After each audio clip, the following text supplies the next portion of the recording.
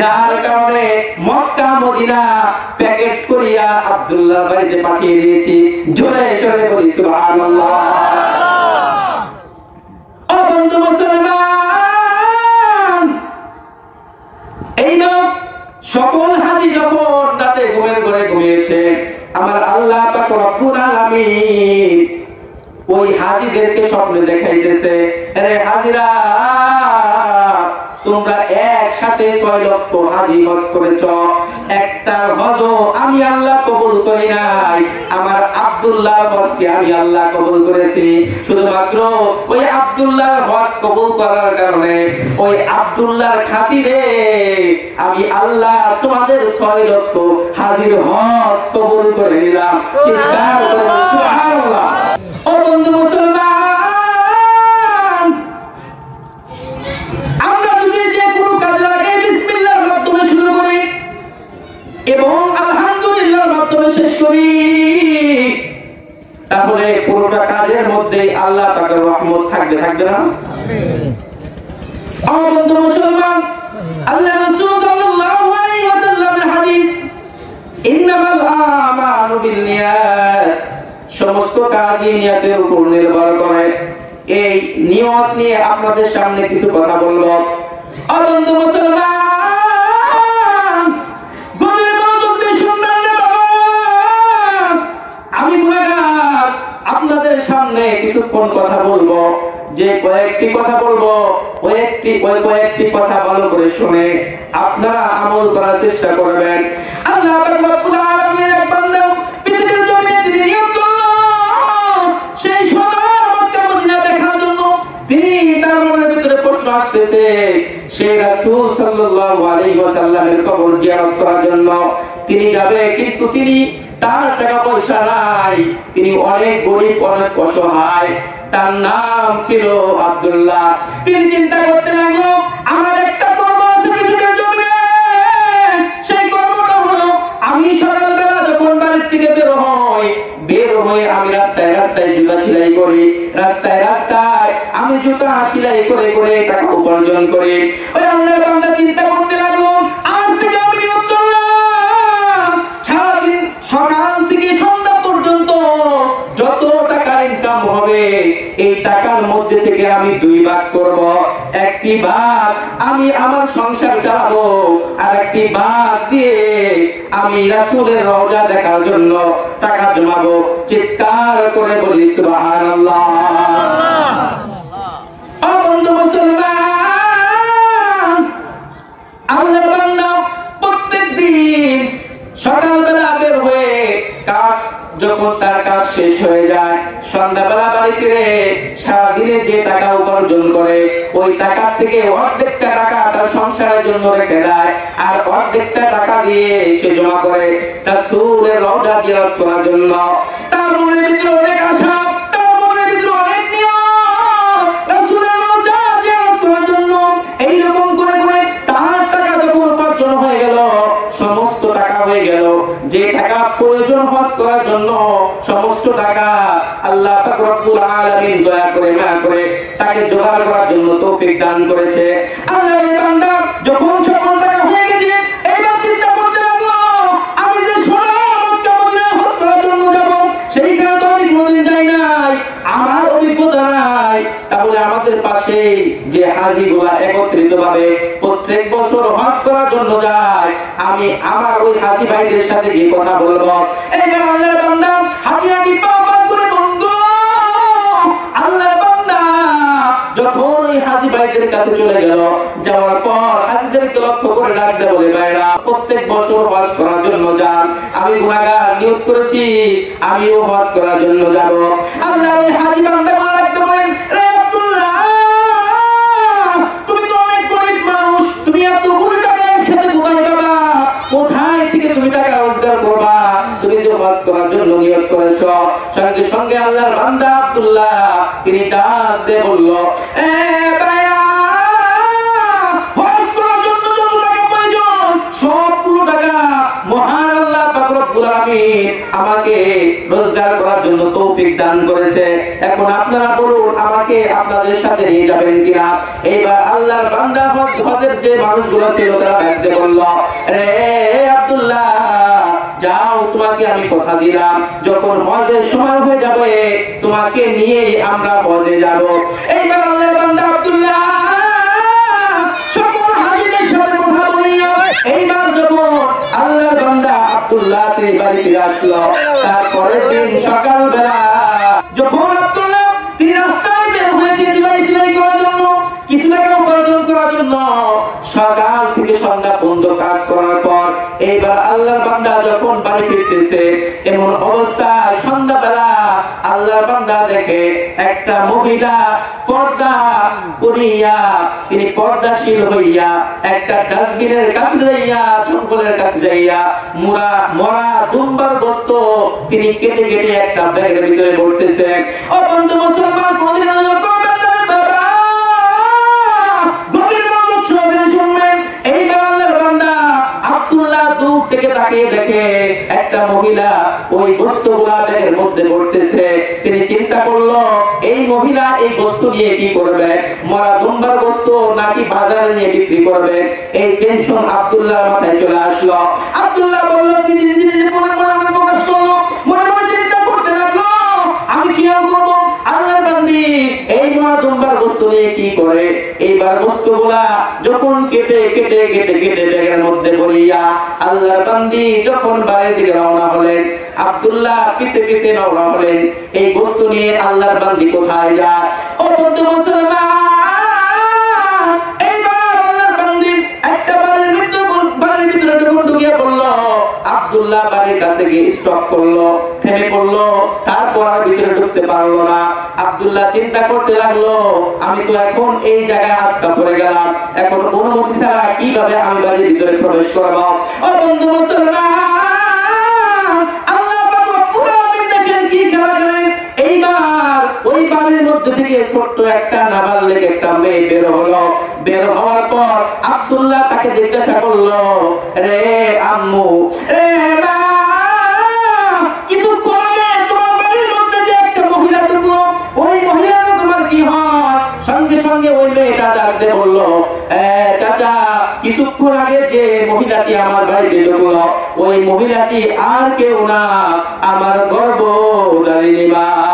সঙ্গে সঙ্গে আব্দুল্লাহ ডাকতে বললো, রে মা, তোমার মা যে মরা দুম্বার বস্তু নিয়ে বাড়ির ভিতরে ঢুকলো ওই মরা দুম্বার বস্তুগুলা কি করতেছে? সঙ্গে সঙ্গে ওই বাচ্চা ডাকতে বললো, চাচা আমার মা ওই মরা দুম্বার বস্তু নিয়ে রান্না বসাইছে। বলে বলো কি ওই মরা দুম্বার বস্তু তোমরা খাবে? সঙ্গে সঙ্গে ওই মা ছোট্ট মেয়েটি ডাকতে বলল, চাচা আজ থেকে 3 দিন যাবত পার হয়ে যা আমার বাড়ির চুলার ভিতরে আগুন জ্বলে না। আমরা হলো নবীর বংশধর, নবীর ওয়ারিস, নবীর বংশধর হইয়া মানুষের কাছে হাত পাততে পারি না। আল্লাহ রাসূলের সাথে বেয়াদবি হবে, আল্লাহ রাসূল বেয়াদবি হবে, এই কারণে আমরা কারো কাছে হাত পাতি না। আমার মা ক্ষুধার সহ্য, আমার ক্ষুধা সহ্য করতে না পেরে মরা দুম্বার বস্তু আনছে, ওই মরা দুম্বার বস্তু খেয়ে ক্ষুধা মিটাবো। ও বন্ধু মুসলমান, এইবার আল্লাহর বান্দা আব্দুল্লাহ চিন্তা করে আমি যে টাকা দিয়ে যে কোটি টাকা আমি জোগাড় করেছি আমার বাড়ির পাশে নবীর ওয়ারিস, নবীর বংশধর না খেতে পেয়ে মরা দুম্বার বস্তু খায়, এটা আমি আব্দুল্লাহ জানার পরেও আমি যদি হজ করার জন্য যাই তাহলে এই হজ আল্লাহ পাক কঠিন কালেও কবুল করবে না। কি করবে না? ও বন্ধু মুসলমান, আমাকে আল্লাহ পাক রব্বুল আলামিন দিনে 3 বেলা খাওয়ার তৌফিক দান করেছেন, আমাকে অর্থ সম্পত্তি দিয়েছেন, আপনাকেও দিয়েছেন। আপনার বাড়ির পাশে গরিব দুঃখী মানুষ অনেক আছে যারা দিনে 3 বেলা খাইতে পারে না, 1 বেলা খায়, 2 বেলা না খেয়ে থাকে। ও মুসলমান, আপনারা এই সব গরিব দুঃখী মানুষের পাশে যদি না দান তাহলে আল্লাহর কাছে আপনার জবাবদিহিতা করতে হবে। ও বন্ধু মুসলমান, আর কিছুক্ষণ কথা বলে আমি কথা রেখে দিব, কথাটা ফিনিশিং আপনাদের সামনে দিয়ে তারপর আপনাদের কাছ থেকে বিদায় নিয়ে যাব। ও বন্ধু মুসলমান, এইবার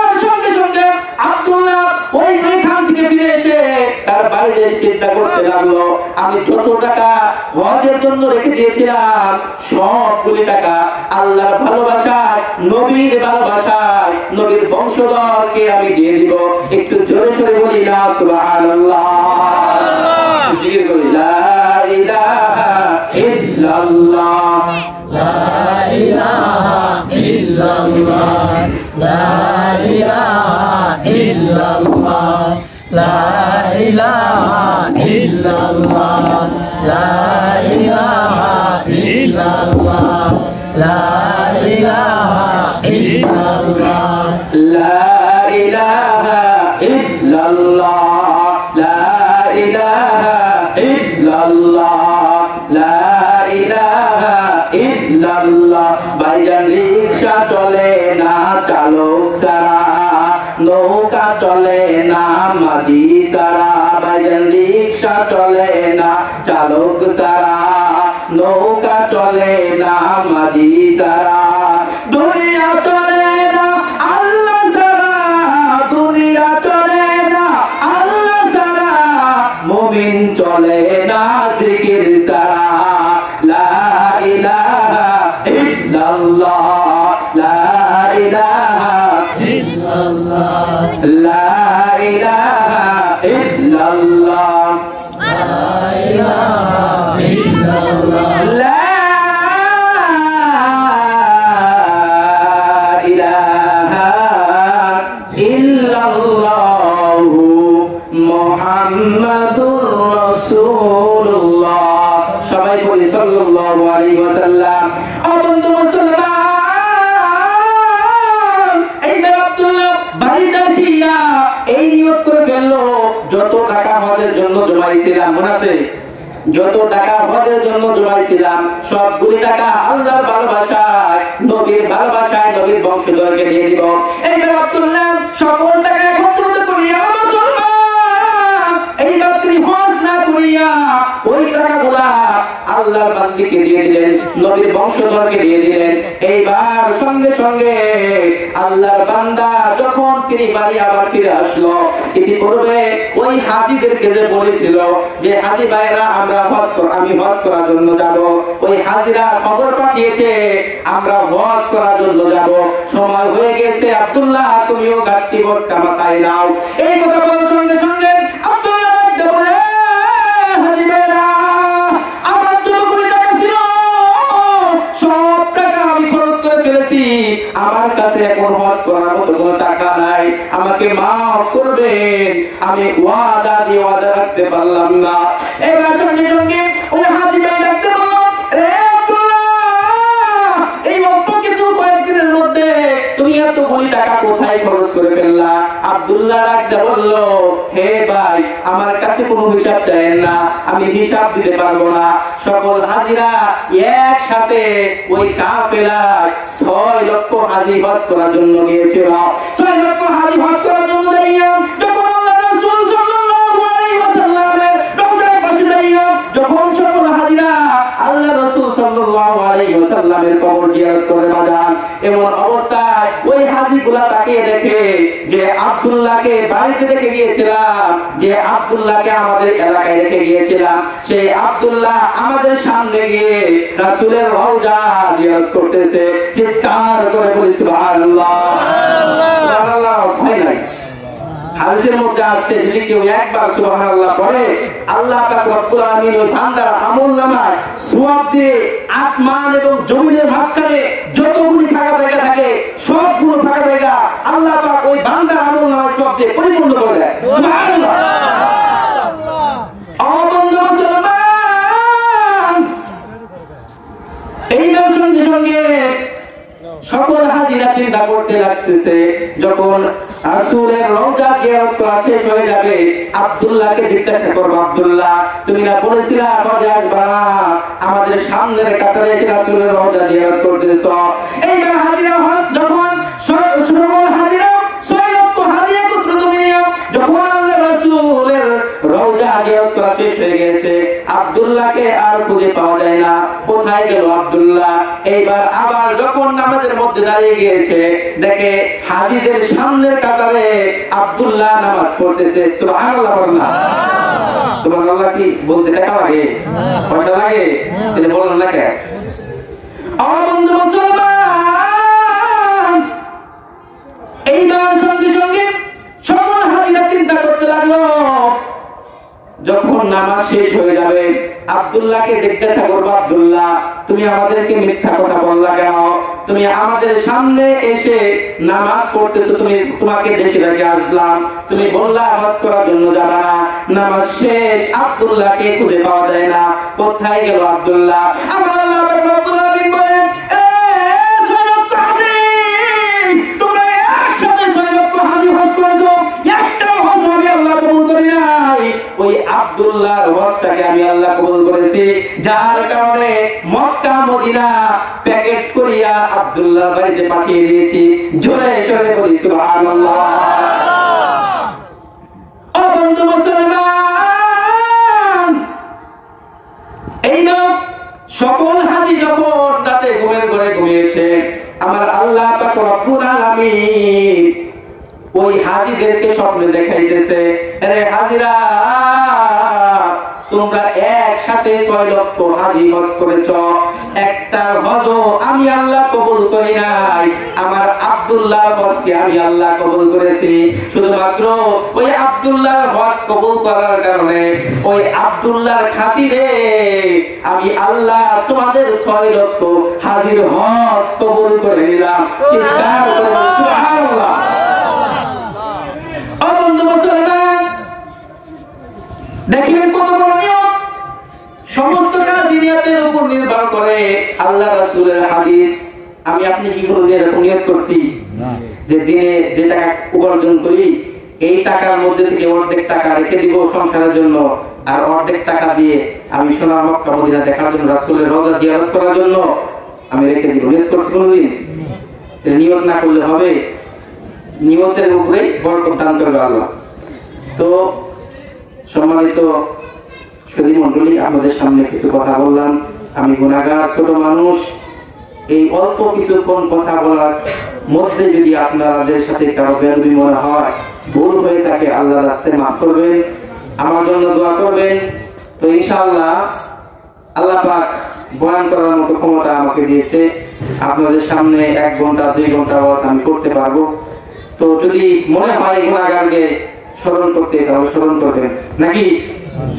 তো আল্লাহ পাক রব্বুল আলামিন যেন আমাদের সবাইকে ঈমানদার হিসাবে, নেককার বান্দা হিসাবে, 5 ওয়াক্ত নামাজি হিসাবে আল্লাহ পাক আমাদেরকে কবুল করে। সকলে বলি আমিন। ওয়া আলহামদুলিল্লাহি রাব্বিল আলামিন। আসসালামু আলাইকুম ওয়া রাহমাতুল্লাহ।